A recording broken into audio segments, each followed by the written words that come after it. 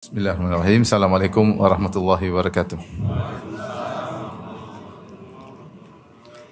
Alhamdulillahi ala ihsani wa syukru lahu ala taufiqihi wa amtinani wa asyhadu an la ilaha illallah wahdahu la syarika lahu ta'ziman li sya'nih wa asyhadu anna Muhammadan abduhu wa rasuluhu da'ila ridwanih. Allahumma salli alaihi wa ala alihi wa ashabihi wa ikhwanih. Hadirin dan hadirat yang dirahmati oleh Allah Subhanahu wa taala, pada kesempatan yang berbahagia ini kita akan membahas tentang salah satu dari rukun iman yang keenam, yaitu al-iman bil qadar, beriman terhadap takdir khairihi wa syarrihi, yang baik maupun yang buruk. Yang kita tahu bahwasanya rukun iman tersebut harus diyakini oleh seorang mukmin. Siapa yang tidak beriman kepada salah satunya, maka dia gugur keimanannya atau batal keimanannya. Rukun iman sebagaimana kita ketahui adalah al-iman billah, beriman kepada Allah, wal malaikah, beriman kepada malaikatnya, kemudian wa kutubihi, beriman kepada kitab-kitab sucinya, kemudian wa rusulihi, beriman kepada para rasul, kemudian beriman kepada al-yaumil akhir, beriman kepada hari akhirat, dan yang keenam adalah beriman kepada takdir. Sebagaimana hal ini datang dalam banyak ayat dalam Al-Quran, demikian juga datang dalam hadis Jibril ketika Jibril bertanya kepada Nabi SAW, "Ya Muhammad, fa akhbirni anil iman." Wahai Muhammad, kabarkanlah kepadaku tentang iman. Maka Nabi mengatakan, "Antu'mina billahi wa malaikati wa kutubi wa rusuli wal yaumil akhir wa tu'mina bil qadari khairihi wa syarrihi." Engkau beriman kepada Allah, kepada malaikat, kepada kitab-kitabnya, kepada para rasul, kepada hari akhirat, dan kau beriman kepada takdir yang baik maupun yang buruk. Maka Jibril berkata, "Shadaqta, engkau benar wahai Muhammad." Di antara penyimpangan atau bid'ah yang muncul di awal-awal Islam, ya, di zaman sahabat-sahabat junior, yaitu iman atau penyimpangan dalam masalah takdir. Penyimpangan dalam masalah takdir yang dibawa oleh Ma'bad al-Juhani. Ya, ketika dia berkata al-amru unuf, sungguhnya perkara semua terjadi tanpa di-planning oleh Allah Subhanahu wa taala, tanpa diketahui oleh Allah Subhanahu wa taala. Semua yang berjalan di alam semesta ini, di atas muka bumi ini, berjadi dengan tiba-tiba tanpa diketahui sebelumnya oleh Allah Subhanahu wa taala. Maka sebagian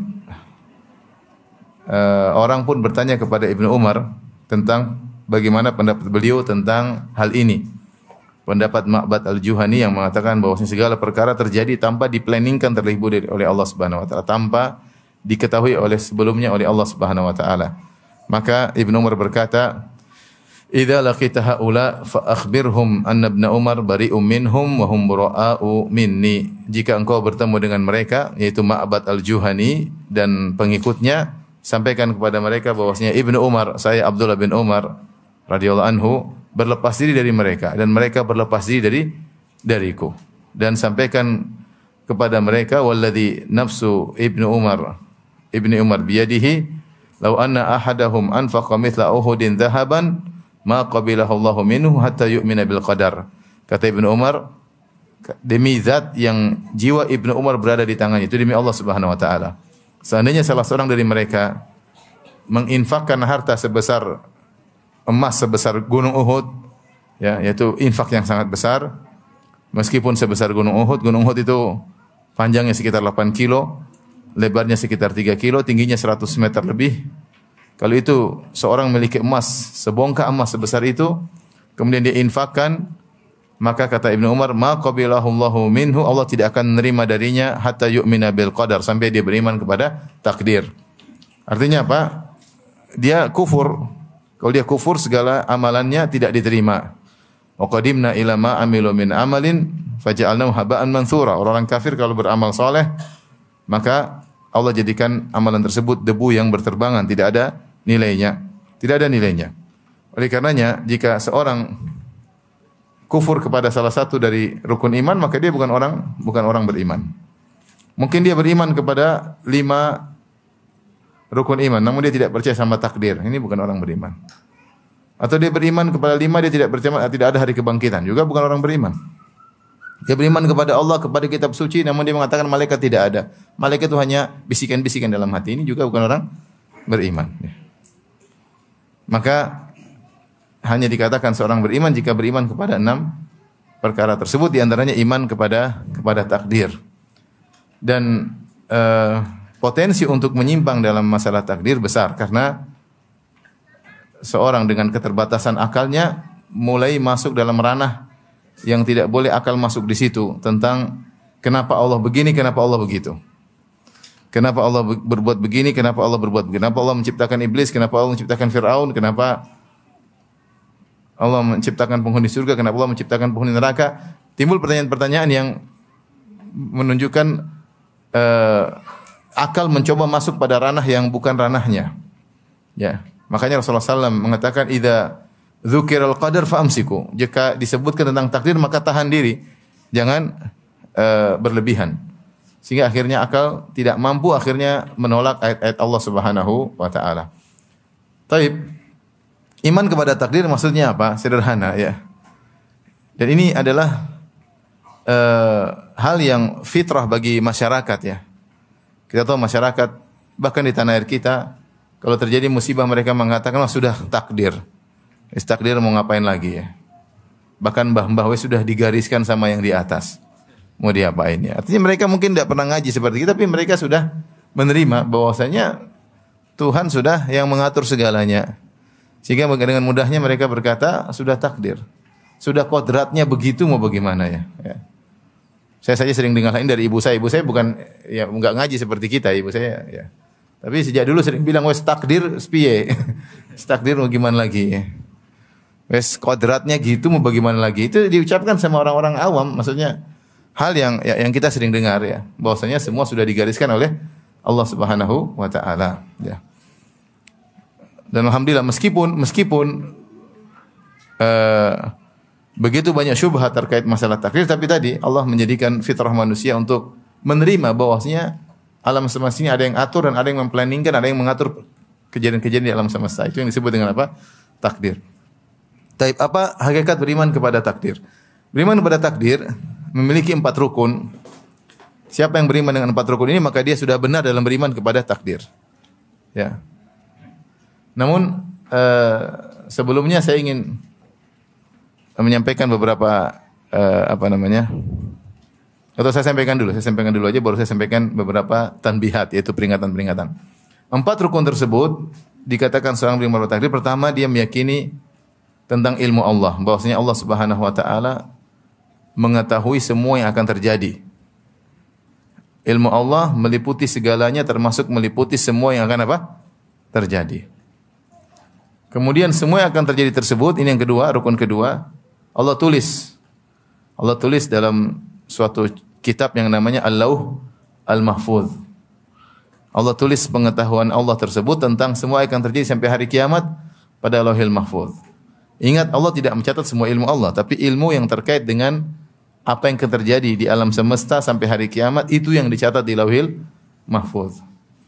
Kemudian rukun yang ketiga, semua yang terjadi pasti berdasarkan kehendak Allah. Tidak ada satupun kejadian keluar dari kehendak Allah, karena dialah yang eksekutor, dialah yang memplanningkan segalanya, maka tidak ada satupun yang keluar dari apa yang Allah ketahui dan apa yang Allah catat. Jadi semua terjadi atas kehendak Allah. Jadi rukun yang ketiga, semua terjadi atas kehendak Allah. Yang keempat disebut dengan al-khalq, yaitu penciptaan, maksudnya eksekusi. Maka Allah pun menjalankan planningnya, maka terjadi ini terjadi. Semua yang menjadikan ini semua adalah Allah Subhanahu wa taala. Saya ulangi, jadi ini 4 rukun takdir. Pertama, ilmu Allah tentang apa yang akan terjadi. Yang kedua, kitabah, Allah catat yang terjadi tersebut. Yang ketiga, semuanya pasti kehendak Allah. Keempat, yang eksekusi siapa? Allah Subhanahu wa taala. Logika sederhana, seperti seorang insinyur ketika ingin membangun rumah, maka dia memplanningkan. Dia misalnya dia membangun rumah atau dia ingin bangun masjid. Maka dia planningkan, dia memperkirakan masjid ini akan bentuknya begini, dia gambar, dia arsitekkan ya. Setelah dia gambar, kemudian disusun RAB-nya, kemudian dia kepala pimpronya, tidak boleh ada yang keluar dari kehendak dia. Pokoknya keputusan di tangan saya. Setelah itu dia menyediakan RAB-nya, kemudian dia mulai memanggil tukang, kemudian dia eksekusi. Kemudian terjadilah sesuai dengan apa yang dia kehendaki. Ini masjid ini insya Allah selesai dalam waktu 6 bulan misalnya. Kemudian dikerjakan, kemudian jadi. Ini kira-kira gambaran sederhana bahwasanya Allah Subhanahu wa taala sebelum meng-create alam semesta dengan segala kejadian dalamnya sudah Allah planningkan terlebih dahulu. Dan itu menunjukkan keagungan Tuhan. Kalau Tuhan bikin apa yang tidak tahu, bukan Tuhan dong. Mau bikin apa dia enggak ngerti. Itu Tuhan atau bukan? Bukan. Dia mau bikin sesuatu dia ngerti apa yang mau dia bikin. Kemudian dia bikin sesuatu ternyata keluar dari planning. Ini bukan Tuhan atau bukan? Enggak sempurna. Atau dia bikin tengah jalan kayaknya perlu dirubah. Ini enggak pas. Bukan Tuhan. Bukan Tuhan. Kalau insinyur oke, insinyur ketika bikin masjid dia seperti kita lah teman. Saya juga dulu insinyur bikin rumah sendiri. Artinya saya rubah-rubah juga maksud saya ya. Rubah gini apalagi kalau istri suruh rubah ya terpaksa insinyurnya nurut maksud. Artinya saya tidak berkuasa dalam menentukan keputusan, saya diintervensi oleh istri yang tercinta. Akhirnya mau diapain? Maksud saya sederhana. Jadi itulah kira-kira gambaran kalau seorang ingin bangun masjid atau rumah, dia ilmu tentang apa yang dia mau buat. Setelah itu ilmu tersebut dia canangkan dalam sebuah arsitek atau RAB, dia tulis gambar semuanya. Setelah itu dia canangkan duit yang harus dikeluarkan, program kerja berapa lama. Kemudian dia panggil para pekerja, kemudian eksekusi, ternyata sering berubah di tengah jalan. Itu tidak? Sering. Ternyata masjidnya kurang indah, rubah lagi. Dia berubah pikiran tengah jalan. Ternyata pandemi, akhirnya gagal semuanya. Dia enggak tahu banyak hal. Ternyata ada korupsi dalam pembangunan tersebut. Ternyata tukangnya tidak beres ya. Macam-macam. Akhirnya molor, pekerjaannya 6 bulan jadi setahun misalnya. Banyak hal. Kenapa? Kenapa tidak sempurna sesuai dengan planning? Karena kekurangan sang insinyur. Paham? Kekurangan sang insinyur, kekurangan instrumen yang dia sediakan untuk membuat masjid tersebut tidak sempurna. Para pekerja tidak sempurna, RAB bisa berubah, banyak hal. Itu gambaran kalau insinyur makhluk. Insinyur makhluk. Allah sang kreator ya. Sun Allahil ladzi atqana kulla syai'. Itulah ciptaan Allah yang profesional dalam segala ciptaannya. Ini gambaran sederhana takdir. Nah, takdir kira-kira demikian. Ketika Allah sebelum menciptakan, ketika Allah sendirian, kana Allah wa lam yakun syai'un ghairahu. Dulu Allah sendirian, tidak ada makhluk selain Allah. Maka Allah pun mencipta. Sebelum Allah mencipta, Allah memplanningkan segalanya. Faham? Tapi yang dimaksud dengan takdir adalah planning, bukan semua ilmu Allah. Perhatikan, ilmu Allah luas. Ya, ilmu Allah sebelum makhluk diciptakan Allah punya ilmu. Setelah makhluk diciptakan Allah juga punya ilmu. Ya. Dan ilmu Allah tidak ada penghujungnya. Nah, kita bicara takdir adalah planning tentang penciptaan alam semesta dan apa yang terjadi di alam semesta tersebut. Maka sebelum Allah menciptakan bumi, langit dan isinya dan apa yang terjadi, Allah sudah punya ilmu tentang hal tersebut. Akan terjadi demikian. Kemudian setelah itu Allah ciptakan pena untuk mencatat semua ilmu tersebut yang terkait dengan apa yang terjadi sampai hari kiamat. Kata Nabi sallallahu alaihi wasallam, "Innallaha kataba maqadiral khalaiq qabla an yakhluqas samawati wal ard bi 50,000 sanah." Sungguhnya Allah Subhanahu wa taala mencatat takdir seluruh makhluk. Takdir seluruh makhluk. Makhluk banyak ya. Seluruh makhluk, hewan-hewan, manusia, jin, malaikat semua sudah dicatat. Qabla an yakhluqas samawati wal arda bi 50,000 sanah. Sebelum 50,000 tahun sebelum menciptakan langit dan bumi. Sebelum menciptakan langit dan bumi, 50,000 tahun sebelum menciptakan langit dan bumi, Allah telah mencatat planningnya tersebut. Paham? Bagaimana cara mencatatnya? Allah ciptakan pena. Awwala ma khalaqallahu al-qalam. Pertama kali ciptakan pena. Faqala uktub, kata Allah tulislah. Kata pena, "Madza aktub?" Apa yang aku harus tulis di Lauhil Mahfuz? Kata Allah, "Uktub ma huwa kainun ila qiyamis saah." Tulislah semua akan terjadi sampai hari kiamat. Mulailah pena mencatat dengan kehendak Allah Subhanahu wa taala. Setelah selesai catat semua, berhenti.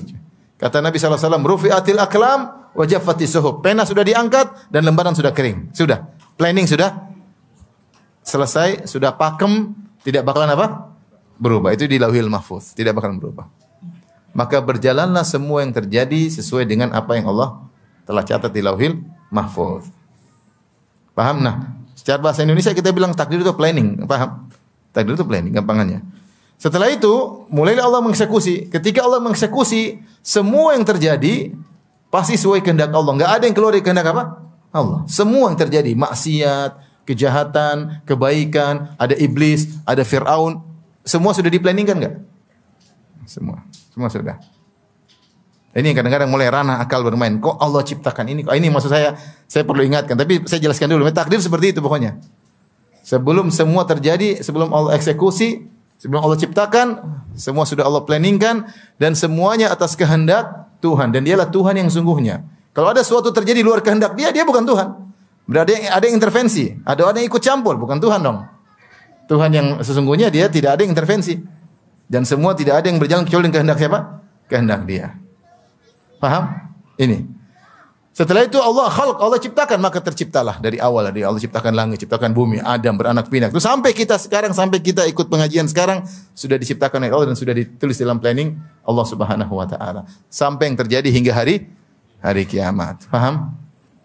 Setelah hari kiamat sudah pembahasan, bukan bahasan takdir, karena setelah hari kiamat penghujung yang tiada ujungnya. Paham? Abadi selama-lamanya. Adapun catatan pena terbatas. Rufi'atil aqlam wa jaffatis suhuf. Pena sudah diangkat, lembaran sudah kering, planning sudah tertulis. Setelah hari kiamat urusan lain. Sampai sini paham?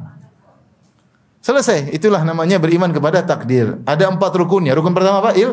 Ilmu. Kedua apa? Kitabah, mencatat di lauhil apa? Mahfuz. Yang ketiga semua atas kehendak apa? Allah. Yang keempat eksekusi, yaitu khalq, penciptaan.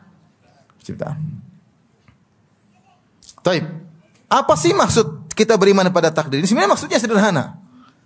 Yaitu kalau kamu kehilangan sesuatu jangan putus asa. Kalau kamu dapat sesuatu jangan sombong, itu aja. Karena semua sudah ditakdirkan. Kalau kamu kehilangan sesuatu sudah ditakdirkan. Kalau kamu dapat sesuatu jangan sombong, sudah ditakdirkan. Kata Allah Subhanahu wa taala dalam surat Al-Hadid, "Ma asabakum min musibatin fil ardi wala fi anfusikum illa fi kitabin min qabli an nabra'aha." Tidak ada satu musibah yang menimpa kalian di atas muka bumi berupa bencana alam, kejadian alam semesta, au fi anfusikum, atau menimpa diri kalian. Diri kalian sakit, anak kalian ada yang meninggal, harta kalian dicuri orang, musibah-musibah yang menimpa, baik bencana alam maupun yang menimpa kalian, illa fi kitab, semuanya sudah tertulis di lauhil apa? Mahfuz. Min qabli an nabra'aha, sebelum kami mengeksekusinya, kata Allah. Min qabli an nabra'aha, Allah Al-Bari, sang pencipta. Sebelum kami menciptanya, sebelum kami mengeksekusinya, sudah kami planningkan dalam suatu kitab, namanya apa? Lauhil Mahfuz. Inna dzalika 'alallahi yasir, kata Allah, semuanya mudah bagi Allah. Planning cipta itu semua mudah bagi Allah. Semua tidak ada yang keluar dari kehendak Allah. Tujuannya apa? Likai la ta'sau 'ala ma fatakum. Agar kalau kalian terkena musibah, ada yang luput dari kalian, kalian tidak putus asa. Wala tafrahu bima atakum, dan jangan kalian sombong atas apa yang kalian dapatkan, ya. Wallahu la yuhibbu kulla mukhtalin fakhur. Allah tidak suka dengan orang yang sombong lagi berbangga-bangga. Ini tujuan daripada takdir. Itu sebenarnya tujuannya. Bukan untuk kita bahas kenapa Allah ciptakan iblis, kenapa Allah ciptakan Fir'aun, kenapa dia beriman, kenapa ini tidak. Itu di luar ranah kita. Tapi tujuannya ini. Sehingga kalau kita terkena musibah, kita tahu semua sudah ditakdirkan. Sampai Nabi mengatakan seorang tidak beriman sampai seorang tahu ma akhta'aka, sampai engkau tahu ma akhta'aka lam yakun liyusibak, apa yang meleset darimu tidak akan kau dapatkan, tidak akan mengenaimu. Wa ma asabaka lam yakun liyukhti'ak, dan apa yang akan menimpamu tidak akan meleset darimu, tidak akan meleset darimu. Ya. Saya dulu punya guru namanya Ustaz Abu Sa'ad rahimahullah taala. Dia sering membawa bantuan ke Suriah, kemana ya, bantuan. Suatu hari dia membawa bantuan, kemudian ada serangan. Dan dia sering bilang sama kawan saya juga, kata dia semua peluru sudah ditakdirkan akan mengenai siapa. Kalau kena akalan kena, kalau enggak kena tidak bakalan apa? Kena. Sehingga dia berani ketika mengantar kebentuan, dia berani. Kemana dia berani? Karena imannya kepada apa? Takdir. Kita bilang iya memang, tapi saya mundur aja di belakang. Dan teman saya cerita suatu hari kami sedang ngobrol, dia sedang bersandar di sebuah tiang. Tiba-tiba dia kayak gelisah, kemudian dia pergi. Enggak ada apa-apa, dia pergi, tahu-tahu ada bom di situ. Dan dia selalu mengatakan kepada kita, setiap peluru sudah ditentukan namanya bakalan kena siapa. Itu di antara buah beriman kepada takdir. Maksud saya, jadi tujuan dari takdir di antaranya, kalau kamu terkena musibah, jangan terlalu putus asa. Kalau kamu dapat sesuatu, jangan sombong, semua sudah ditakdirkan. Ya. Misalnya saya sering contohkan, misalnya kamu pulang ke rumah, tahu-tahu diomelin istri. Kamu bilang istriku, omelanmu ini sudah tercatat 50.000 tahun sebelum Allah ciptakan langit dan bumi. Kamu suka ngomong ngaji nggak hasilnya, omelanmu kedua ini pun sudah tercatat sama. Jadi kita tenang, udah tercatat mau diapain? Mau menghindar nggak bakalan terhindar, pasti diomelin pasti, nggak akan terhindar. Apa yang menimpamu tidak akan bisa meleset darimu, sudah tercatat mau diapain? Mau menghindar nggak bisa. Kalau seorang tercatat meninggal karena kena corona pasti kena. Ya. Saya ada kawan ada di kawasan elit di Jakarta. Subhanallah, mobilnya puluhan orang kaya raya. Ya. Ketika musim pandemi, dia nggak pernah keluar rumah, di rumah terus.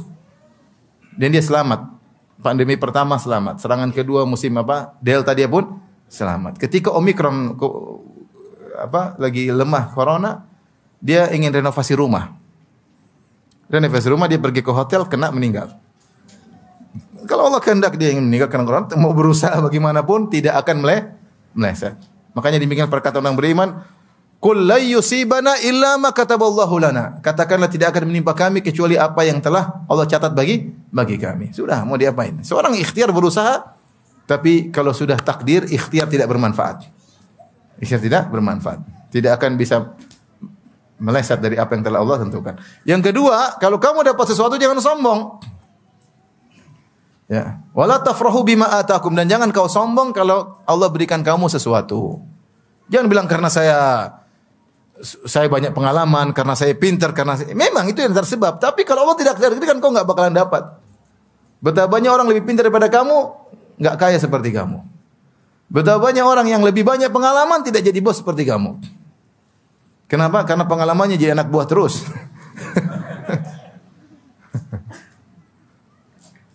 Saya punya teman dua dalam kondisi beruang, sama-sama punya duit. Kebetulan saya umrah sama mereka berdua. Terus teman saya satu bilang, Ustaz Firanda, kalau dia sih beda dengan saya. Dia penampilan keren, saya penampilan seadanya. Kenapa? Karena dia lahir langsung kaya. Udah takdirkan lahir langsung apa? Kaya. Kalau saya miskin dulu. Becak dulu, jadi tukang dulu, baru sekarang jadi miliarder atau triliuner ya. Tapi intinya, subhanallah, semua sudah digariskan oleh siapa? Allah subhanahu. Ada orang nggak punya pengalaman, tahu-tahu lahir langsung apa? Kaya. Siapa? Anak raja. Nggak usah pengalaman, nggak usah belajar, udah tidur aja di rumah, lahir-lahir sudah apa? Kaya dari hidup sampai dari lahir sampai mati kaya melulu. Anak raja mau diapain? Jadi inilah maksud dari beriman kepada takdir. Kita beriman tentang 4 rukun takdir tersebut. Dan itu akan menenangkan jiwa apa? Seseorang. Ya. Bosnya semua sudah ditakdirkan oleh Allah Subhanahu wa taala, dan kita yakin bahwasanya semua takdir Allah pasti ada hikmahnya. Taib. Yang sering jadi permasalahan ketika akal mulai masuk dalam kenapa begini, kenapa begitu, mulai berpikir, kenapa Allah menciptakan apa? Keburukan. Ini yang sering. Kenapa Allah ciptakan iblis? Kalau tidak ciptakan iblis kan semua masuk surga, selesai. Kita bilang kalau tidak ciptakan iblis tidak perlu ada antum. Enggak ada ceritanya di atas muka bumi ini. Jadi Allah menciptakan sesuatu, para ulama berusaha menjelaskan. Ada namanya sesuatu yang dikehendaki secara zatnya, dan ada sesuatu yang dikehendaki karena dibalik sesuatu tersebut. Karena dibalik sesuatu tersebut, bukan secara zatnya, tapi dibalik sesuatu tersebut. Sederhananya begini. Kalau kita makan ayam, tentunya kita memang ingin makan ayam tersebut. Berarti kita memang menghendaki makan ayam tersebut. Tapi kalau dokter misalnya mengamputasi sesuatu, bukan dia tidak ingin sebenarnya membuat orang menjadi cacat, kaki dipotong, tapi ada sesuatu di balik itu yang dia inginkan, itu agar orang ini apa? Selamat. Paham? Ini namanya sesuatu yang buruk, tapi di balik keburukan tersebut ada kebaikan. Dan ini Allah sebut ke dalam surat Ar-Rum, kata Allah Subhanahu wa taala, "Dhaharal fasadu fil barri wal bahri bima kasabat aydin nas liyudhiqahum ba'dhal ladzi amilu la'allahum yarji'un." Sungguh telah nampak kerusakan di daratan maupun di lautan. Ya Allah ciptakan kerusakan. Jadi sama antum, kerusakan disukai atau tidak? Tidak. Kata Allah, wallahu la yuhibbul fasad. Allah tidak suka kerusakan. Dan Allah benci dengan orang-orang yang la yuhibbul mufsidin. Allah tidak suka orang-orang yang melakukan apa? Kerusakan. Kerusakan enggak ada yang suka. Allah pun enggak suka, ya. Tapi Allah ciptakan kerusakan tersebut, bencana di daratan maupun di lautan. Kenapa? Kata Allah, "Dhaharul fasadu fil barri wal bahri bima kasabat aydin nas." Yang ini semua terjadi akibat ulah perbuatan manusia. Buat apa Allah menciptakan kerusakan tersebut? Liyudhiqahum ba'dalladzi amilu, agar Allah membuat mereka merasakan akibat sebagian ulah perbuatan mereka, akibat maksiat yang mereka lakukan, akibat pembangkangan yang mereka lakukan terhadap perintah-perintah Allah Subhanahu wa taala, akibat beraninya mereka menerjang larangan-larangan Allah Subhanahu wa taala. Allah buat mereka merasakan sebagian ulah perbuatan mereka. Tujuannya la'allahum yarji'un, agar mereka sadar. Agar mereka sadar. Gampangannya kita ada anak kita yang sayang kita jewer. Kenapa kita jewer? Supaya dia tidak nakal, ya enggak? Menjewer, kita suka enggak jewer anak? Kita enggak suka. Apalagi kita pukul anak, kita enggak suka. Tapi tujuan kita di balik itu ada. Tujuannya agar dia menjadi apa? Baik. Ini gambaran sederhana bahwasanya kita manusia terkadang melakukan satu keburukan, ya. Namun di balik keburukan tersebut ada apa? Kebaikan, ada hikmah. Sebagai contoh ketika terjadi diskusi antara Nabi Musa dengan Nabi Khadir. Ketika Nabi Musa dan Nabi Khadir, apa yang dilakukan Nabi Khadir? Nabi Khadir sama Nabi Musa naik di atas perahu gratisan. Tahu-tahu setelah gratisan malah Nabi Khadir rusak perahu tersebut. Nabi Musa, kenapa ngerusak perahu? Sudah naik gratis kok perahunya dirusakin. Ternyata Nabi Khadir menjelaskan, ya. Amma as-safinatu fakanat limasakina ya'maluna fil bahri fa aradtu an aibaha wa kana wara'ahum malikun ya'khudhu kulla safinatin ghusbah. Ketahuilah Musa bahwa ini perahu yang kita tumpangi tersebut, gratisan tersebut adalah milik orang miskin. Dan aku ingin merusaknya. Kenapa saya rusakin? Karena setelah itu datang raja merampas perahu-perahu yang bagus. Ada perahu yang jelek tidak mau dibiarin aja. Maka saya rusakin. Karena kalau saya tidak rusakin, nanti dirampas sama raja yang zalim. Ini contoh, Nabi Khidir melakukan satu perbuatan buruk, ada masalah di balik itu. Paham? Contohnya. Ini contoh. Jadi mau saya, demikian pula walillahil matsalul a'la, demikian juga perumpamaan yang tinggi bagi Allah Subhanahu wa taala. Allah menciptakan berbagai hal yang buruk. Ada hikmah dan maslahat yang mungkin terkadang bisa kita cari-cari dan terkadang tidak kita ketahui. Jangan kita saja sering, ya, ada teman-teman mengatakan, ya Allah, qadarullah saya sakit, kalau saya enggak sakit saya enggak tahu jadi apa. Dia sadar sendiri. Saya sering dengar orang bilang begitu, ya. Alhamdulillah kemarin saya waktu daftar situ saya tidak terima. Coba kalau saya terima, mungkin saya jadi apa di situ? Saya enggak tahu, ya. Ya. Kemarin alhamdulillah saya terlambat. Kalau saya seandainya ikut perjalanan tersebut mungkin saya sudah celaka. Banyak orang sadar akan tersebut. Saya punya kawan ketika menuju bandara dia terjebak macet, akhirnya dia terlambat pesawat terbang, tapi pesawatnya meledak, ya. Ya, Allah menyelamatkan apa? Menyelamatkan dia. Jadi disinilah akidah menyatakan terkadang ada keburukan yang Allah kehendaki, namun di balik keburukan tersebut ada hikmah-hikmah yang Allah keinginkan. Contoh sederhana. Adam bermaksiat dengan memakan buah yang dilarang oleh Allah Subhanahu wa taala. Sebelum Allah ciptakan Adam, Allah kabarkan sedikit planningnya. Allah nukil dari Lauhil Mahfuz sampaikan kepada malaikat. Wa idz qala rabbuka lil malaikati inni ja'ilun fil ardi khalifah. Qalu ataj'alu fiha may yufsidu fiha wa yasfiku ad-dima' wa nahnu nusabbihu bihamdika wa nuqaddisu lak. Qala inni a'lamu ma la ta'lamun. Ketika Rabbmu berkata kepada malaikat, sungguhnya aku akan menjadikan penghuni di atas muka bumi, yaitu Adam dan keturunannya. Malaikat tahu manusia ini suka melakukan apa? Kerusakan. Malaikat bertanya, qalu ataj'alu fiha may yufsidu fiha wa yasfiku ad-dima? Ya Allah, apakah engkau ingin menciptakan di atas muka bumi makhluk yang melakukan kerusakan di atas bumi tersebut dan menumpahkan darah, yaitu anak keturunan siapa? Adam. Sementara kami wa nusabbihu bihamdika wa nuqaddisu lak, tidakkah cukup kami saja yang selalu bertasbih kepadamu dan mensucikanmu, beribadah tidak pernah berhenti, tidak pernah bermaksiat? Artinya malaikat tanya, ngapain sementara Adam dan keturunannya akan melakukan apa? Kerusakan dan pertumpahan darah. Apa jawaban Allah? Tidak jelaskan. Hikmah Allah sembunyikan. Kata Allah, "Inni a'lamu ma la ta'lamun." Aku tahu yang kalian tidak tahu. Selesai. Ini di luar nalar kalian, wahai malaikat. Kemudian Allah jalankan planningnya. Allah tidak ciptakan Adam langsung di bumi, subhanallah. Allah ciptakan di langit. Allah masukkan surga dulu. Tapi semua sudah planning, by design kalau bahasa kita. Maka Adam diciptakan. Kemudian Adam butuh pasangan. Allah ciptakan apa? Hawa. Allah masukkan dalam surga. Allah ingatkan, ada iblis, wahai Adam, hati-hati. Dia akan mengeluarkan kamu dari apa? Surga. Tapi iblis berhasil. Kemudian dia makan buah tersebut bersama Hawa. Kemudian minta ampun. Kemudian Allah turunkan ke bumi. Ya, untuk menurunkan Adam ke bumi ada ceritanya. Makanya ketika tahaja Adam wa Musa, berdebat antara Adam dan Musa. Kemudian Musa berkata kepada Adam, wahai Adam, engkau telah mengeluarkan kami dari apa? Surga. Maka Adam berkata, wahai Musa, atalumuni, apakah kau mencela aku gara-gara suatu perkara yang sudah Allah takdirkan sebelumnya? Kata siapa? Adam alaihissalam. Kau mencela aku. Oleh karenanya kita tidak, jadi kalau kita berdalil dengan takdir dalam rangka untuk musibah itu boleh. Ya sudah musibah mau diapain? Takdir. Tapi kalau berdalil dengan takdir untuk maksiat enggak boleh. Misalnya ketahuan mencuri, sudah takdir saya mencuri. Oke, saya tangkap kamu juga takdir.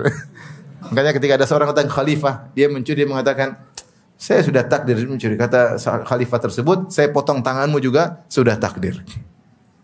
Paham? Saya potong tanganmu juga sudah takdir. Tapi kalau dalam rangka musibah, ya sudah mau diapain, sudah qadarullah, itu tidak apa-apa. Artinya menyesal, bertobat, kemudian bilang sudah takdir, itu boleh. Seperti Adam alaihissalam. Ya Adam mengerti bahwasanya dia makan buah tersebut by design, sudah ditakdirkan oleh Allah. Tapi dia bukan untuk membenarkan perbuatan dia. Dia mengakui dia salah. Tapi dia tidak bisa keluar dari apa? Takdir. Intinya, Allah menciptakan sesuatu yang dalam pandangan kita buruk, yaitu Adam melanggar. Faham? Adam melanggar, kemudian Adam makan buah tersebut. Adam diturunkan, kemudian anak keturunannya melakukan kerusakan, menumpahkan darah. Ini kerusakan enggak? Makanya ketika malaikat mengatakan, "Ataj'alu fiha may yufsidu fiha wa yasfikud dima." Apakah menciptakan di muka bumi makhluk yang akan melakukan kerusakan dan menumpahkan darah? Allah tidak mau. Oh, tidak. Allah ya memang benar begitu. Tapi kata Allah, "Inni a'lamu ma la ta'lam." Aku tahu apa yang kalian tidak ketahui. Oleh karenanya ketika para ulama membahas, berusaha mencari apa sih hikmahnya Allah ciptakan iblis? Kenapa Allah tidak ciptakan malaikat saja? Seperti malaikat berkata, ngapain ciptakan manusia? Wa nahnu nusabbihu bihamdika wa nuqaddisu lak. Malaikat ingin cari tahu. Malaikat bukan protes ya, tapi ingin cari apa? Tahu. Sementara kami malaikat senantiasa bertasbih, memuji engkau, menganjungkan engkau, tidak pernah bermaksiat. Maka para ulama bahas kenapa Allah ciptakan iblis, apa hikmahnya? Hikmahnya banyak di antaranya. Dengan ada iblis contohnya, Allah bisa menciptakan dua hal yang kontradiksi, saling bertentangan, dan itu menunjukkan maha kuasa Allah. Dengan adanya iblis Allah ciptakan surga dan neraka. Kalau enggak ada iblis enggak ada apa? Neraka. Ada iblis Allah ciptakan Jibril alaihissalam dan iblis. Adanya iblis akhirnya ada Fir'aun, ada Musa. Ada iblis maka ada Abu Jahal, ada siapa? Nabi Muhammad sallallahu alaihi wasallam. Baik, dengan adanya iblis maka ada namanya berjuang. Allah menunjukkan bagaimana hamba-hambanya berjuang. Ada pertarungan, berjihad misalnya, dengan mengangkat senjata, membela agama Allah ketika orang kafir menyerang, maka ada perlawanan. Di sini ada orang-orang soleh mengorbankan jiwa dan raga karena Allah Subhanahu wa taala. Kalau tidak ada iblis, tidak ada itu namanya. Tidak ada. Paham?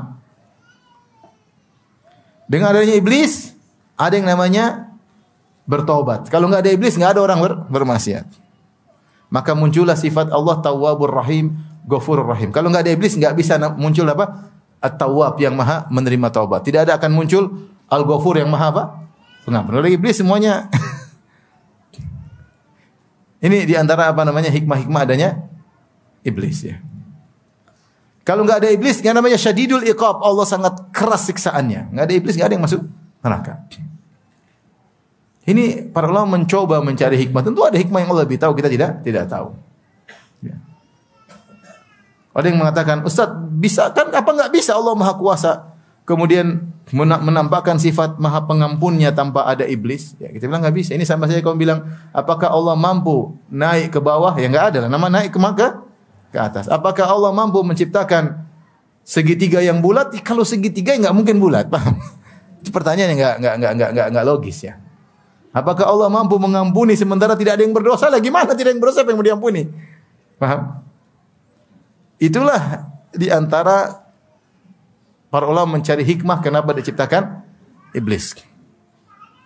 Ibnu Qayyim menyatakan apa yang Allah ciptakan sekarang ini yang terbaik. Alam semesta dengan berbagai macam instrumennya, dengan berbagai macam variannya. Ada yang begini, ada yang begini, ada yang tidak pernah bermaksiat namanya malaikat. Ya. Ada yang bermaksiat terus namanya iblis dan anak buahnya. Ada yang kadang maksiat, kadang taat namanya manusia. Subhanallah sempurna. Ketika Allah ciptakan misalnya makhluk malaikat tak, ya kurang-kurang keren alam tersebut. Paham? Kalau Ibnu Qayyim bahas. Artinya ini semua sudah by design dan desain Allah yang terbaik. Dan Allah akan menciptakan suatu alam tersendiri lagi yang disebut dengan surga. Tapi lain, sekarang Allah ciptakan dulu model seperti di dunia ini. Yang seandainya cuma iblis saja tidak sempurna. Kalau malaikat saja kurang keren. Ada malaikat, ada iblis, ada yang tengah-tengah manusia dan jin. Ya. Dengan varian yang bervariasi.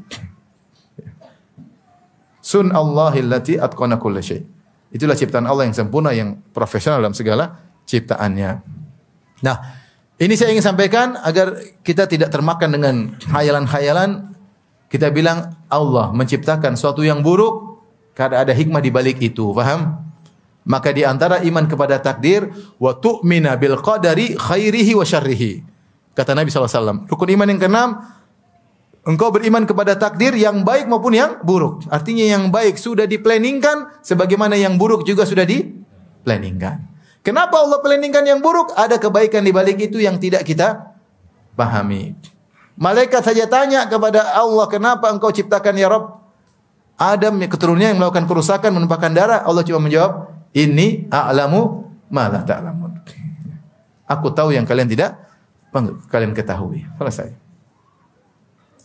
Ketika orang-orang musyrikin bertanya kepada Nabi sallallahu alaihi wasallam, "Ahaula'i manallahu alaihim min bainina?" Apakah mereka Muhammad dan teman-temannya Allah beri karunia sementara kami tidak?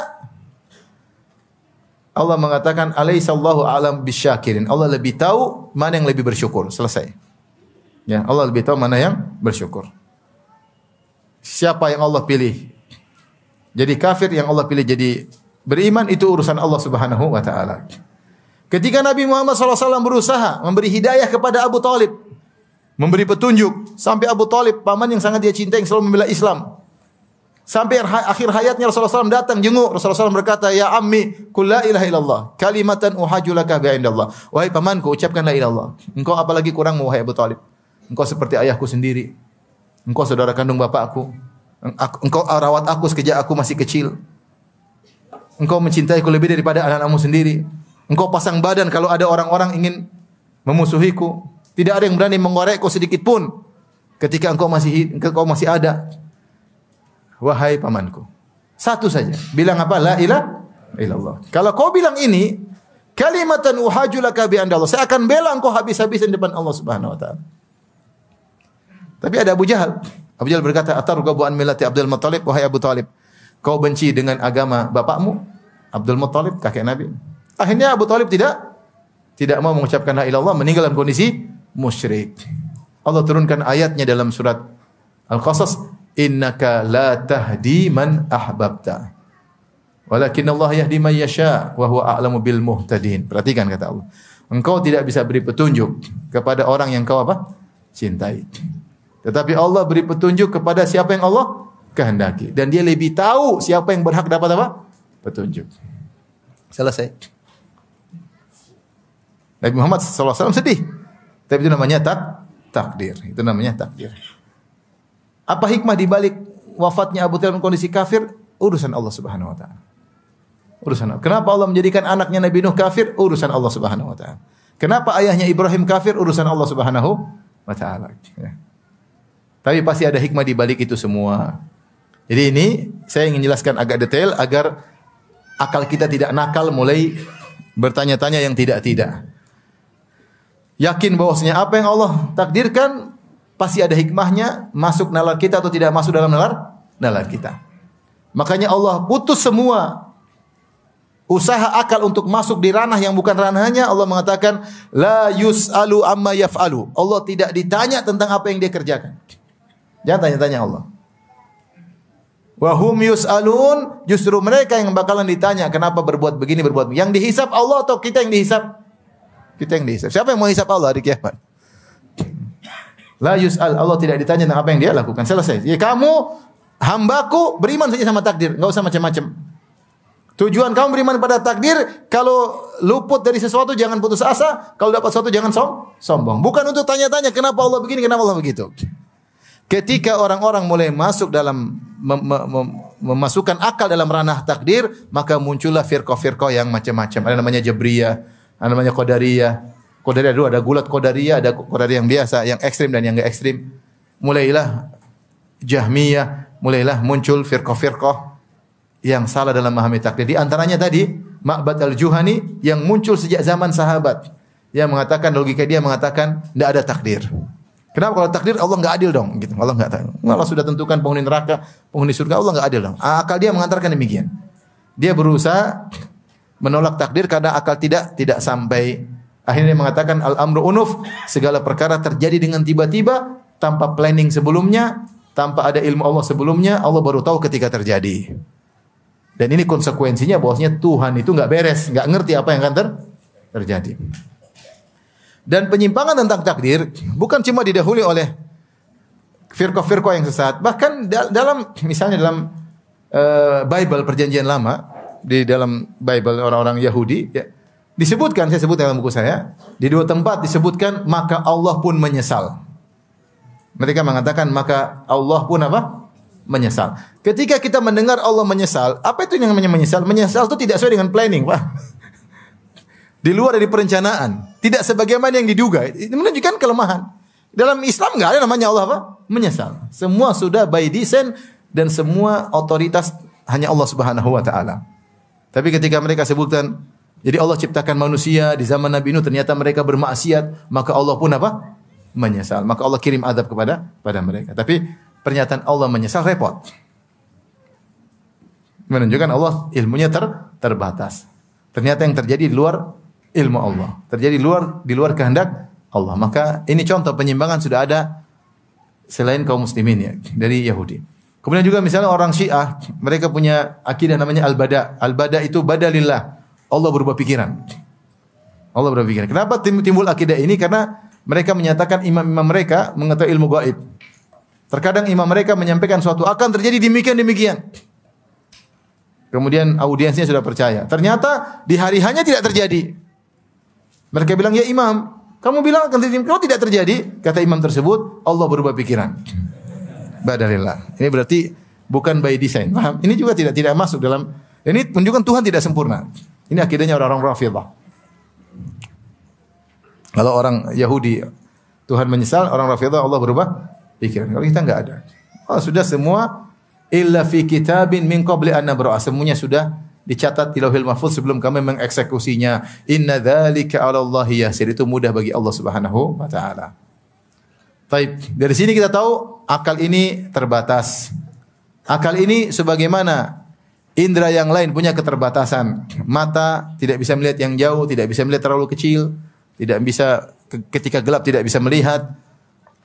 Pendengaran pun demikian, frekuensi tertentu dia bisa dengar, di bawah frekuensi tersebut dia tidak bisa dengar ya. Saya kemarin pergi ke suatu daerah, ada metode apa namanya? Para nelayan. Dulu mereka tanya, disebut pawang ikan, dia ngerti daerah-daerah ikan banyak. Sekarang mereka pakai sonar atau apa saya enggak paham. Jadi mereka tahu di mana ikan yang banyak, kemudian mereka berjalan. Subhanallah. Sonar itu kita enggak dengar suara tersebut. Tapi akibat dampak tersebut saya dijin oleh mereka. Ada ikan paus yang kesasar. Ikan paus mendengar sonar dia pikir panggilan dari kekasihnya atau apa dia gitu. Ternyata sonarnya apa? Nelayan. Ternyata di-prank sama.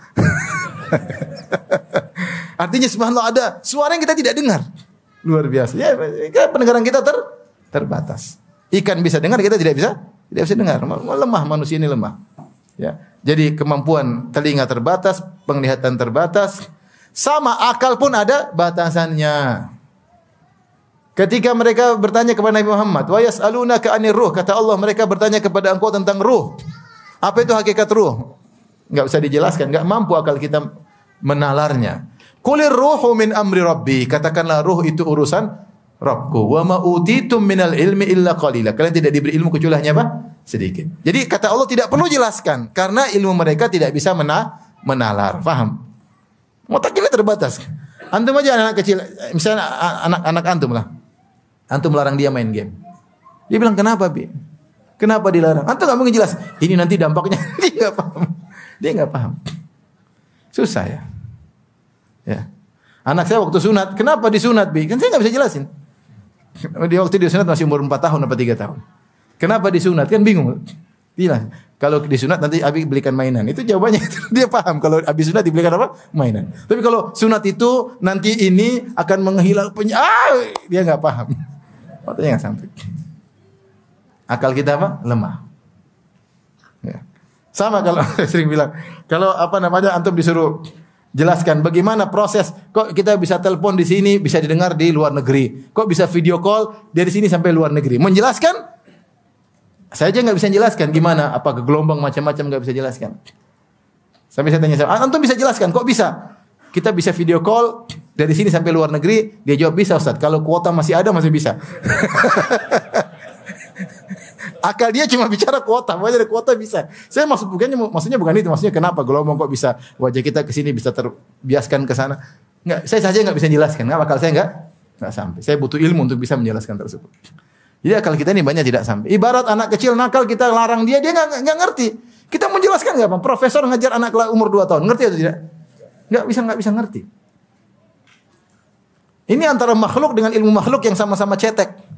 Apalagi kita membicara tentang kenapa Allah begini, kenapa Allah begitu, subhanallah. Kecuali ilmu ente selevel dengan Allah baru ente ngerti. Enggak bisa. Ya. Ketika ditanya wa yas'alunaka 'anir ruh, mereka bertanya kepada tentang ruh. Qulir ruhu min amri rabbik. Enggak usah jelasin. Karena enggak bakalan sampai dalam mereka. Katakanlah ruh urusan Allah. Wa ma utitum minal ilmi illa qalila. Kalian tidak diberi ilmu kecuali cuma sedikit. Nah, ini sebagai pengantar. Makanya Al-Imam Abu Hanifah rahimahullah mengatakan, seorang kalau berbicara takdir seperti lihat matahari. Semakin dia menatap tajam, semakin dia melihat dengan detail, dia semakin sakit matanya. Enggak mampu. Mata dia enggak sampai, maksudnya dia tambah sakit. Takdir semakin detail-detail semakin bingung. Kenapa bingung? Enggak jelas. Ya. Oleh karenanya ketika sahabat Ali bin Abi Thalib radhiyallahu anhu ditanya, apa itu takdir? Kata Ali bin Abi Thalib, "Tariqun muslim la taslukhu." Takdir detail-detailnya itu seperti jalan yang gelap, maka jangan kau tempuh. Apa itu takdir? Dia mengatakan, "Bahrun azim la talijhu." Laut yang luas jangan kau masuk di dalamnya. Tidak usah. Cukup kita tahu secara global, detail kenapa begini, kenapa begitu, maka itu rahasia Allah Subhanahu wa taala. Makanya para ulama mengatakan, "Al-qadar sirullahil maktum." Takdir adalah rahasia Allah yang tersembunyi. Ini semua secara global tentang takdir, dan kita masuk pada pembahasan inti, yaitu analogi yang keliru tentang masalah takdir ya. Ada beberapa analogi tersebar di masyarakat yang keliru tentang takdir.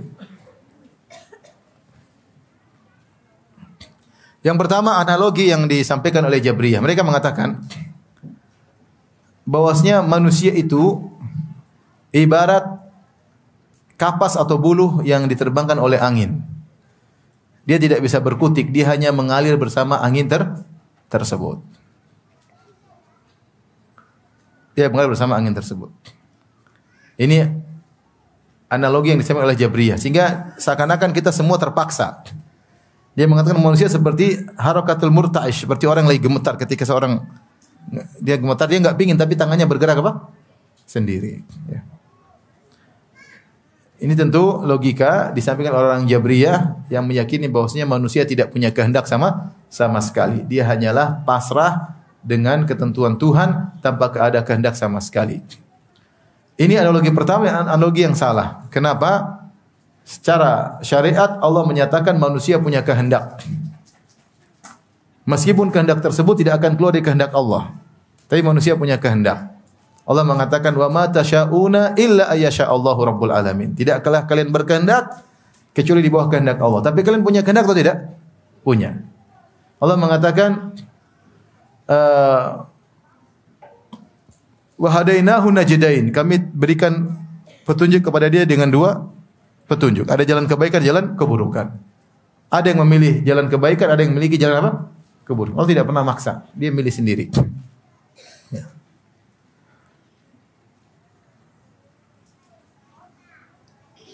Kata Allah, inna hadainahu sabila imma syakiran wa imma kafura. Kami ciptakan manusia, lalu kami tunjukkan dia jalan yang benar. Imma syakiran, dia jadi bersyukur dengan mengikuti jalan tersebut, wa imma kafura, atau dia kafir. Pilihan dia.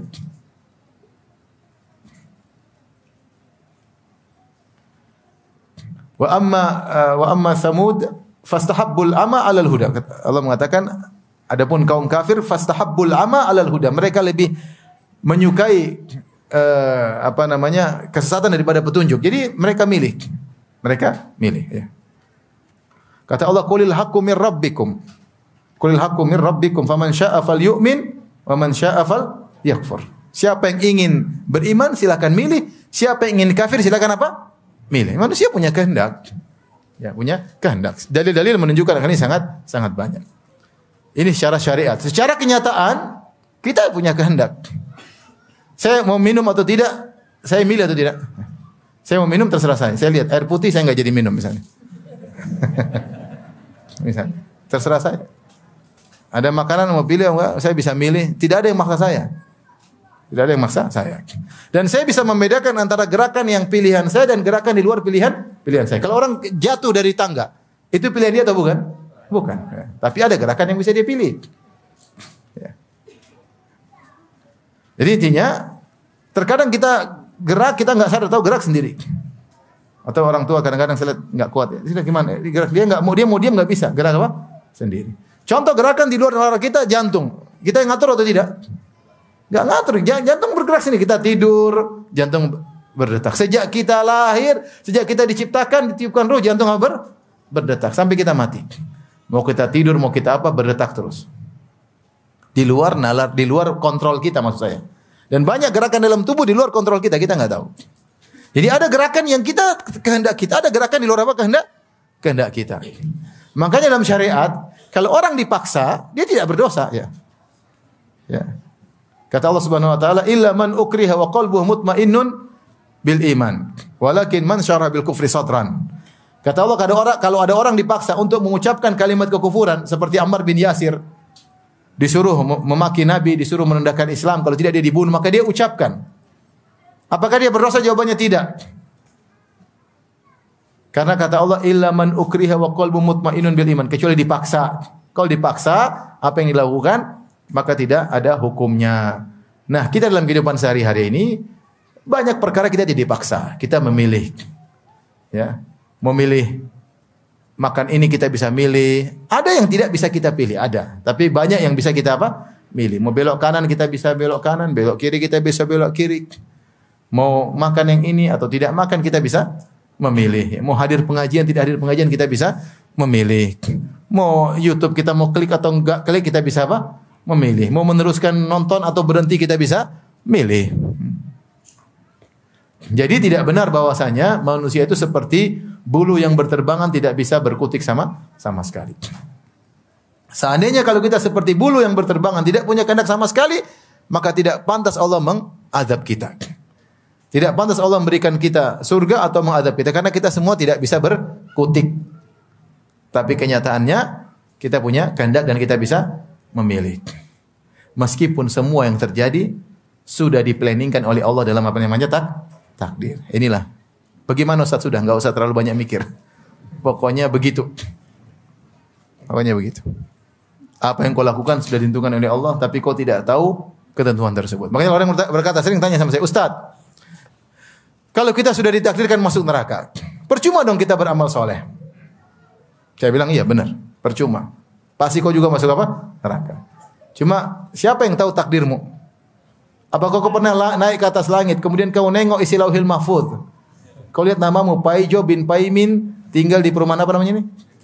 Itu perumahan itu. Ya. Di neraka jahanam bersama Fir'aun. Kalau kau lihat di Lauhil Mahfuz udah enggak usah beramal soleh. Percuma, pasti kau masuk neraka, percuma. Tapi kan enggak ada yang tahu, itu rahasia Allah. Enggak ada yang tahu. Allah terkadang bongkar sebagian. Contoh Allah mengatakan Abu Lahab pasti masuk neraka. Ada orang masuk Islam gara-gara baca Al-Lahab. Tabbat yada abi lahabi wa tabb ma aghna anhu maluhu wa ma kasab. Sayasla naran dzata lahab. Ya. Celaka kedua tangan Abu Lahab. Dia akan masuk dalam neraka. Neraka yang apinya menyala-nyala. Itu ayat itu turun kapan? Awal Nabi berdakwah. Dan ini ayat ini memastikan Abu Lahab tidak akan dapat hidayah dan Abu Lahab pasti masuk apa? Neraka. Kalau ingin mendustakan Muhammad gampang, tinggal bilang saya beriman. Al-Qur'an bohong dong. Tapi Allah kabarkan, Allah cuplik di Lauhil Mahfuz ini bakalan mati dalam masuk neraka dan benar dia mati dalam masuk apa? Neraka. Ada orang baca surat Al-Lahab dia masuk Islam, pikir dia benar juga ya. Allah Tuhan bilang Abu Lahab pasti masuk neraka, ternyata tahun-tahun berikutnya itu di awal Nabi berdakwah, kemudian dia meninggal setelah perang Badar kalau tidak salah. Itu kemudian 15 tahun kemudian dia masuk apa? Mati dalam kondisi apa? Kafir. Ya.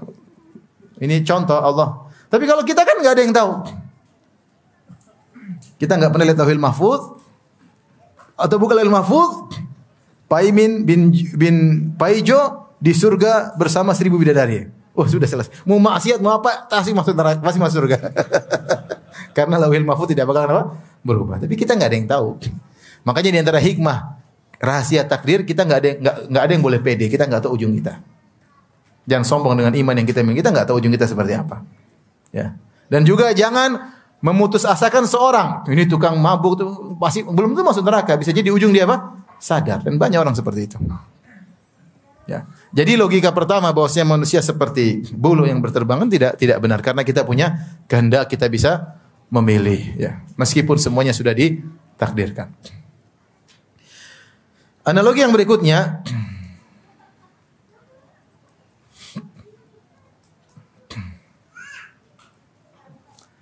Analogi tentang yang saya pernah nonton di televisi ya, zaman-zaman dulu saya masih SMP. Seorang menjelaskan takdir dengan grafik ya, dia menjelaskan dengan apa? Grafik X sama dengan Y sama dengan X kuadrat ya. Grafiknya gini kan? Kayak parabola begitu, paham enggak? Y sama dengan apa? X kuadrat. Dia bilang Y adalah takdir, X adalah usaha manusia. Paham? Dia mengatakan bahwa Y tergantung X-nya. Kapan X berubah maka Y juga apa? Berubah. Ini kelihatannya bagus ya. Bahwasanya engkau sudah ditakdirkan tapi takdirmu sesuai dengan apa? Usahamu. Namun ini logika yang salah. Kenapa? Karena yang benar Y lebih dahulu baru X. Paham? Paham tidak? Karena planning sudah ditentukan terlebih dahulu baru variabel menyesuaikan dengan apa? Planning. Bukan planning mengikuti apa? Namanya juga planning. Planning sudah sebelum eksekusi. Paham atau tidak? Paham atau tidak Bapak Ibu? Y sama dengan apa? X kuadrat ya. Kata dia Y tergantung apa? X. Kita bilang enggak benar dalam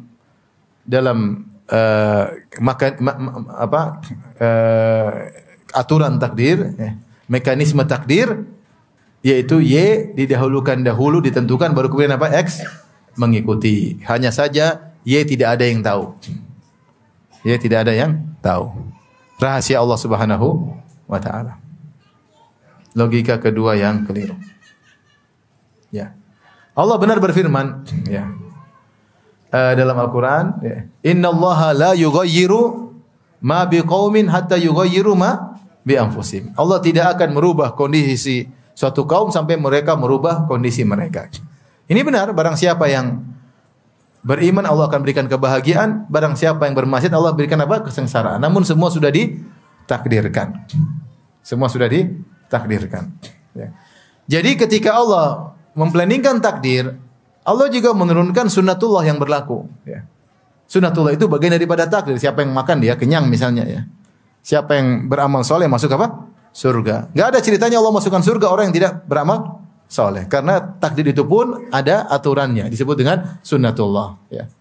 Jangan bayangkan kalau Allah masukkan surga, maksiat masuk surga. Tidak begitu. Itu bukan hikmah Allah subhanahu wa ta'ala Al-Hakim yang maha bijak, yang maha hikmah. Takdir ada, planning ada, tapi dalam planning tersebut ada sunnatullah yang berlaku. Kalau begini maka begini, kalau begini maka begini, kalau begini maka begini. Sudah ada aturannya. Di antaranya siapa yang berusaha untuk beriman, Allah akan berikan kebahagiaan. Siapa yang pilih maksiat, dia akan mendapatkan apa? Kesengsaraan. Ini logika yang kedua. Logika yang ketiga, perumpamaan pelatih dan para pemain bola. Ini juga pernah diutarakan oleh sebagian orang. Mereka mengatakan takdir itu seperti pelatih berkata kepada pemain bola, lagi main bola, dia mengatakan kepada kapten, wahai kapten, kamu akan berhadapan dengan grup sana ya. Nanti lihat di kondisi lapangan. Kalau kondisinya begini, kau ada 3 pilihan. Mungkin kau ikut cara penyerangan A, atau metode B, atau metode apa? C. Terserah kamu nanti milih yang mana. Kalau kau metode A hasilnya begini, metode B hasilnya begini, metode C hasilnya begini. Kapten paham. Maka ketika dia bermain, tiba-tiba dia menghadapi kondisi yang disebutkan oleh sang pelatih, di depannya ada 3 pilihan. Metode A, metode B, atau metode C. Kemudian dia pilih salah satu metode, maka jadilah sesuai dengan yang disebutkan oleh apa? Pelatih. Ya. Maksud dari orang buat analogi ini, bahwasanya takdir itu ada variabel. Dia ingin maksudnya takdir kita itu masing satu manusia ini ada 5 takdir. 1, 2, 3, 4, 5. Paham? Yang menentukan kita, kalau kita pilih A, takdirnya begini. Kalau kita pilih B, takdirnya begini. Kalau kita pilih C, takdirnya begini. Ini logi benar atau salah? Salah, karena takdir kita sudah ditentukan. Bukan kita yang menentukan. Kita berhak memilih. Tapi pilihan tersebut sudah ditakdirkan oleh Allah Subhanahu wa taala.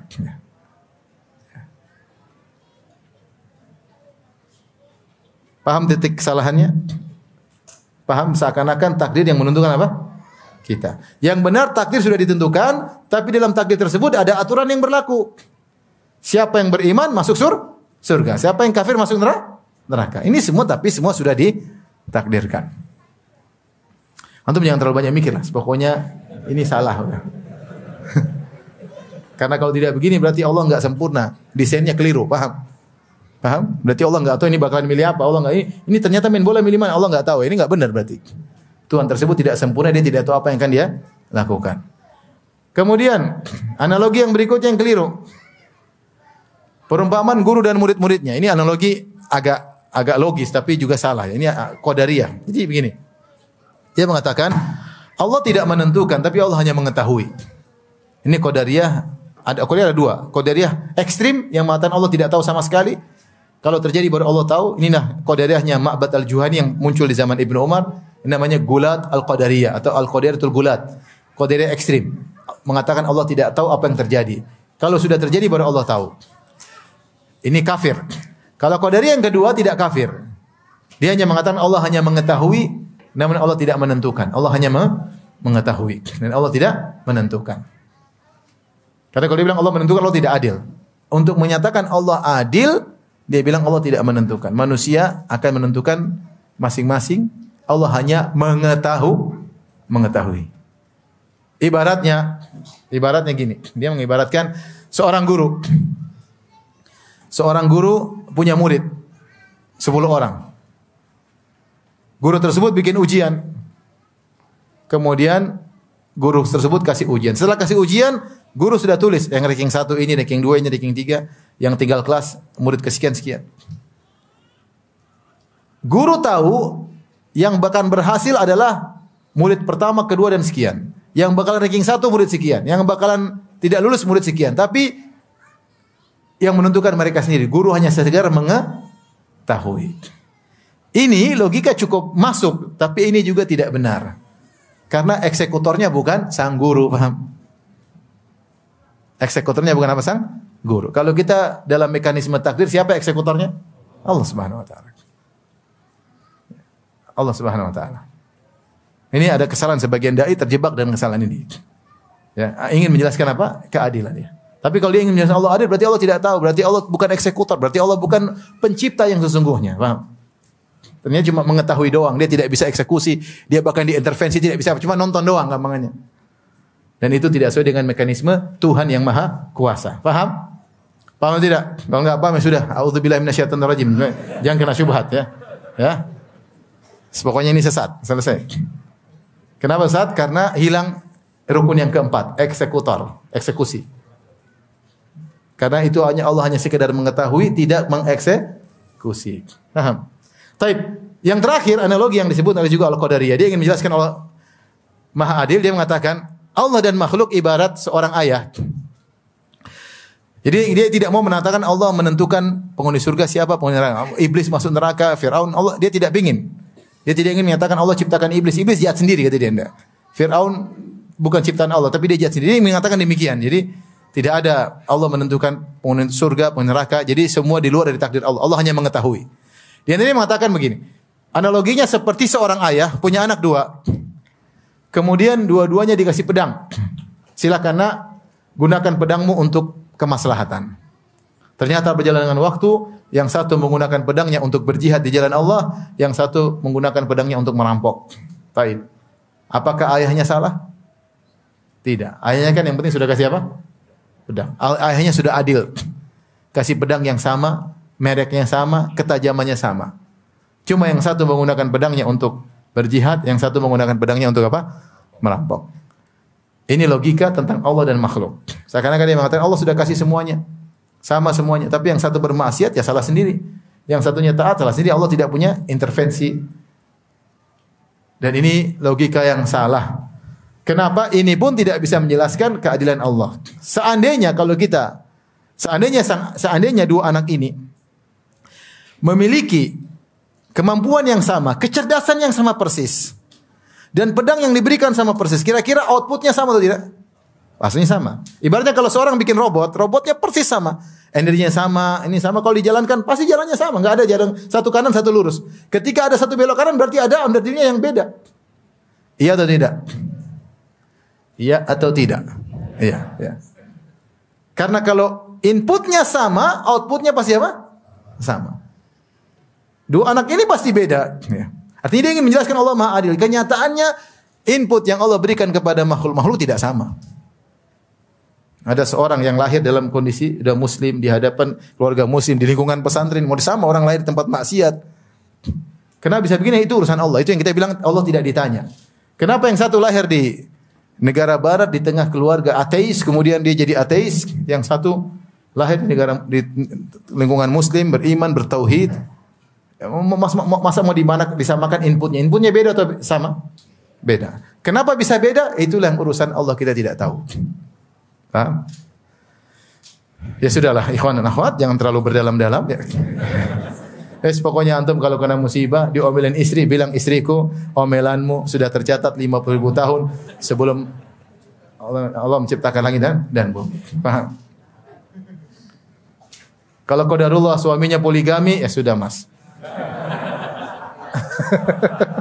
50.000 tahun sebelum ciptaan bumi kamu sudah ditakdirkan kamu diapain.